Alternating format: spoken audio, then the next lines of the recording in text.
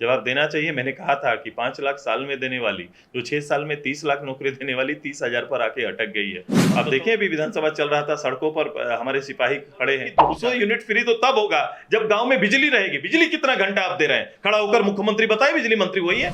झारखंड में जैसे जैसे विधानसभा चुनाव नजदीक आ रहे हैं, राजनीतिक पार्टियां सक्रिय होती जा रही हैं। आज शनिवार को आजसू सुप्रीमो सुदेश महतो के आवास पर पूर्व आईएएस राजीव कुमार ने पार्टी की सदस्यता ली। अपने कार्यकाल के दौरान वे लातेहार के डीसी तक रह चुके हैं। आज मैं सबसे पहले राजीव जी का स्वागत करता हूँ। ये प्रशासनिक सेवा से निकलकर आज सार्वजनिक जीवन में हमसे जुड़ रहे हैं, मेरी पार्टी से जुड़ रहे हैं। अच्छा है, सन ऑफ सॉइल है, लोहरदगा इनका अपना पैतृक गांव है और मुझे लगता है कि झारखंड के सभी गतिविधि, झारखंड के गठन या उसकी सारी ये 23 साल के पूरे इतिहास से पूर्ण रूप से वाकिफ भी हैं और इनका कार्यकाल एक पदाधिकारी, राज्य प्रशासनिक पदाधिकारी के रूप में शुरू हुआ और जो सीओ एनआरएलएम जो परिवर्तन हमने लाया था खासकर यहाँ पर, उसको लीड किए और उसको लेकर काफ़ी चर्चित भी रहे हैं। उस काम को लेकर काफ़ी उसमें बल देने का प्रयास किया था। तीसरी डिपार्टमेंट में आज आत्मनिर्भर अगर हम लोग हैं, जो हमारा रेशियो बढ़ा है खासकर ग्रामीण एरिया में, या लोगों को उस अट्रैक्ट करने का कि ये भी आजीविका का आधार हो सकता है, तो उसमें भी इनकी एक भूमिका बड़ी रही है, जो हम लोग ने नज़दीक से देखा है। डीसी लातेहार के रूप में काफ़ी लोकप्रिय रहे हैं। तो एक लोकल होना, झारखंडी होना, दूसरा अपने प्रशासनिक सेवा के माध्यम से लोगों के बीच में अपने काम से लोगों को प्रभावित करना, जो इनकी क्षमता है, इस क्षमता आप सार्वजनिक जीवन में एज ए पार्टी के अंदर हमारे साथ मिलकर एक विजनरी के रूप में दल में काम करेंगे। जिस सरकार जो स्थापित है, आप देख रहे हो स्थापित सरकार का एजेंडा कैसे कैसे बदलता है। लोगों के बीच में वादा खिलाफी किस रूप से लोग कर सकते हैं, किस हद तक लोगों को धोखा दे सकते हैं। सबसे बड़ा धोखा होता है जनरेशन को धोखा देना। इन्होंने नए जनरेशन को धोखा दिया है, यूथ को धोखा दिया है।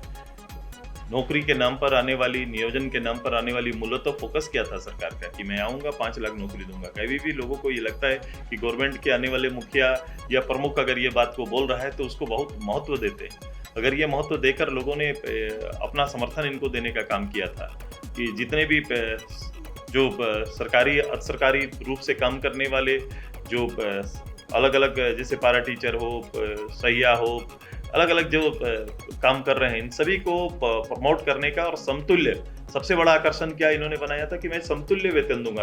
एक काम का समान वेतन का जो बात और चर्चा की थी, आज देखो कहाँ पर हैं वो। आज उनके जवाब देना चाहिए। नई बात बोलने का अब समय खत्म हो गया, जवाब देना चाहिए। मैंने कहा था कि 5 लाख साल में देने वाली, जो 6 साल में 30 लाख नौकरी देने वाली 30,000 पर आके अटक गई है। हम तो अभी एक बयान आया था कि 30,000 नौकरी हम लोग देंगे। याद होगा विधानसभा की मेरी वो बातें, जब मैंने कहा था, जब ये खुद मुख्यमंत्री तब थे, हाउस में थे, मैंने कहा था कि 50,000 नौकरी भी आपके द्वारा आप सीधे लोगों को सरकारी नौकरी नहीं दे पाएंगे आप, मैंने कहा था। आज देखो, मैंने पिछला बार जब मैंने बात की थी तो 5,300 सरकारी नौकरी आज तक दिए थे। और जो भी बातें अभी चल रही है, जो बातें और चर्चाएं चल रही है, बिल्कुल से एक धोखा खाया हुआ नौजवान कहीं ना कहीं सड़कों पर भटक रहा है और भविष्य के लिए चिंतित है। आइए, अब समय आ गया है सरकार को, और इनके विश्वास करने का समय खत्म हो गया, इसको जवाब देने का समय आ गया है और इस राज्य के नौजवान तैयार हैं परिवर्तन के लिए।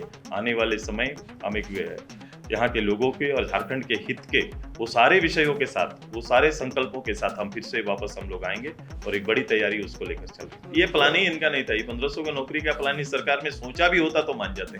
ये पिछली सरकार का सोचा हुआ को आज नियुक्ति पत्र बांट रहे हैं। मैंने होता ना, कोई आपकी कल्पना का भी रहता कि आपकी कल्पना से ये चीज तैयार हुआ तो हम मान जाते। आप देखें अभी विधानसभा चल रहा था, सड़कों पर हमारे सिपाही खड़े हैं, वो चाह रहे थे, वो उनकी लड़ाई 1 साल से लगातार आश्वासन पर चल रहा है। पिछली बार जब आंदोलन में थे उनसे आश्वस्त किया गया था, 1 साल बाद फिर से धोखा मिला। हर प्रमंडल पर इनका चला था, एक सभा चला था, लोगों को कॉन्ट्रैक्ट जॉब दे के भेजे थे कि आप जाओ, कहीं पर जाओ और काम करो, और जो लोग गए हैं उनका हिसाब मांगो ना। उनके पोर्टल पर तो हिसाब होना चाहिए। उन्होंने कहा था कि जितने लोग को हम भेज रहे हैं उन पोर्टल में मेरा हिसाब है। हजारीबाग में जो इन्होंने सभा किया, हजारीबाग में खड़ा होकर जिन लोगों को नियुक्ति पत्र बांटे थे, वो नियुक्ति पत्र वाले आज कहाँ हैं ये पहले सरकार बताए। जिनको धनबाद में बांटा था वो लोग कहाँ हैं वो बताए। दुमका में जिनको बांटा वो लोग कहाँ हैं ये बताए। जो लोग रांची में बांटा गया जिसको नौकरी, वो लोग कहाँ हैं बताए। विपक्ष पर आरोप लग रहा है कि ईडी सीबीआई से नहीं सका तो ईसीआई को लगा दिया। देखो, अब सरकार बहाना बना सकती है। सरकार को इस राज्य में लूट की छूट मिले, ये इजाजत वो लोग चाहते हैं। ये राज्य के अंदर कौन सा संस्कार पैदा किया है? देखो आज के दिन में, देखो सबसे बड़ा, कल आपने अखबार में देखा कि एक सीईओ की इतनी हिम्मत कि जो खतियन लेकर बात और चर्चा करते हैं, खतियन पब्लिक पकड़ के है, वो आता है यहाँ पर कंप्यूटर रूम में, वो मालिक बदल जा रहा है। ये किसका देन है? किसके साह में हो रहा है? इसका जिम्मेदार कौन है? डिबेट करे जनता से, जनता के सवालों को जवाब दे। 400 की पोथी और संकल्प जहां लेके वो बढ़े थे, केवल उसका बात करें ना, चर्चा करें। जो संकल्प लेकर वो सरकार आई थी, झारखंड मुक्ति मोर्चा का संकल्प, कांग्रेस का संकल्प और राजद का संकल्प सामने रखे और जनता से डिबेट करे कि मैंने नंबर 1 मैंने कहा था ये काम मैं करके दूंगा, नंबर 2 मैंने ये कहा था मैंने करके दिया। ऐसे वो खुद पूछे। आप उसके लायक ही नहीं रहे जिससे डिबेट हो, जिसपे विश्वास किया जाए। गवर्नमेंट मतलब विश्वास होता है। इस गवर्नमेंट पर विश्वास किया नहीं। गवर्नमेंट ने लोगों को हर स्तर पर छला, हर चीज में इनका छल, हर विषय पर। आज देखो ना 200 यूनिट फ्री करेंगे, ये पहला एजेंडा कांग्रेस का था। कांग्रेस ने 1 नंबर में रखा था, आज खत्म हो रहा है। अब 1 महीना 1.5 महीना के अंदर ये सरकार की अवधि जब खत्म हो जाएगी, तब वो पेपर में, अखबार में अभी तक आया है। अखबार में आया, बोलो कि 200 यूनिट फ्री तो तब होगा जब गांव में बिजली रहेगी। बिजली कितना घंटा आप दे रहे हैं? खड़ा होकर मुख्यमंत्री बताए, बिजली मंत्री वही है कि बिजली हम कितना घंटा दे रहे हैं। वादा तो 24/7 था, आप कितना घंटा बिजली दे पा रहे हैं ये बताइए। यही कहेंगे कि संविधान के बारे में ये पूरे चुनाव में इन्होंने एक एजेंडा बनाया, संविधान खत्म हो जाएगा, संविधान खत्म हो जाएगा। 10 साल तक मोदी साहब रहे, संविधान पर कोई तो आंच नहीं आया। अचानक 15वें साल पर इनको संविधान का ख्याल आ गया। जब बड़ी जीत की बात और चर्चा हुई, इनको लगा शायद संविधान खत्म हो जाएगा। इसीलिए संविधान पर आज तक इतिहास में किसी ने छेड़ा है और किसी ने उस पर खतरा उत्पन्न किया है, किसी ने उसका सम्मान नहीं किया है। वो वही दिन है, उस दिन को हमेशा लोगों के जहन में याद रखने के लिए काम किया गया है। उन्होंने मंच से और बात कही है कि जिस राज्य देश का राजा आपको व्यापारी हो तो प्रजा गरीब भिखारी होगी। किसने? मुख्यमंत्री मुख्यमंत्री जी का क्या है? मुख्यमंत्री जी वो बताए कि वो राज्य के जनता का व्यापारी तो कर रहे हैं। जो लोग कम्युनल रूप से काम करते हैं या फिर वो सेकुलर की बात करते हैं या इस तरह की जो बातें करके आप बोलो ना, वो एक लोगों के साथ भावनात्मक खेल के आप भी तो जनता के साथ एक उसी हद पर काम कर रहे हैं। आपने कभी भी आदिवासी का डेवलपमेंट के इश्यूज पर आपने काम नहीं किया। आदिवासी बहुत चाहिए, लेकिन वो आदिवासी के लिए हित के काम कोई नहीं किए। आप भी स्टेट के अंदर में वोट का व्यापार तो कर रहे हैं। वोट के व्यापारी तो आप हैं, जो निश्चित रूप से आप सोचते हैं कि ये वोट मेरा हिस्से का है। वो हिस्से का है, लेकिन उसके लिए आपने कोई काम, वो हिस्से को जीतने के लिए आपने कोई रास्ता नहीं किया, कोई रास्ता नहीं अपनाया कि मैं उसके दिल को जीत के आ रहा हूं, मैं उनके काम को करके आ रहा हूं। ये एक शपथ अलग सा है। ये एक शपथ है, जिम्मेदारी है। ये पद जिम्मेदारी का है और इस जिम्मेदारी को जो एहसास जिसको नहीं है, उनसे ये काम हो ही नहीं सकता है कभी। देखिए, ऐसा है कि मैं अपने 31 साल के सीधे सरकारी कार्यकाल में बाद में 2 साल और भी सरकारी तंत्र के अंदर ही काम किया। मतलब ये कि बहुत सारी सरकारों के साथ में मैंने काम किया।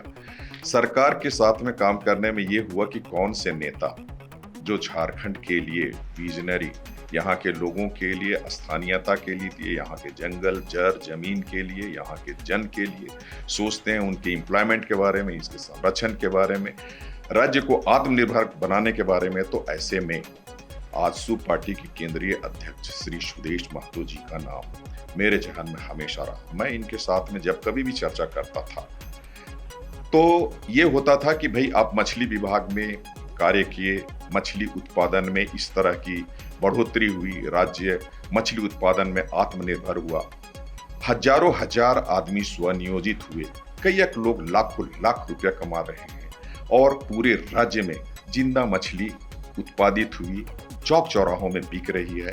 राज्य बाहर के जो आंध्र प्रदेश से मछलियां आती थी उसके आवागमन कितने कम हुए ये आप लोग जान रहे हैं। तो इनके साथ में जब चर्चा होती थी कि बाकी चीजों में आत्मनिर्भर राज्य को क्यों नहीं बनाया जा सकता है। 79,000 स्क्वायर किलोमीटर से अधिक की भूमि, 3.5 करोड़ की जनता और 29 लाख हेक्टेयर जमीन खेती योग्य।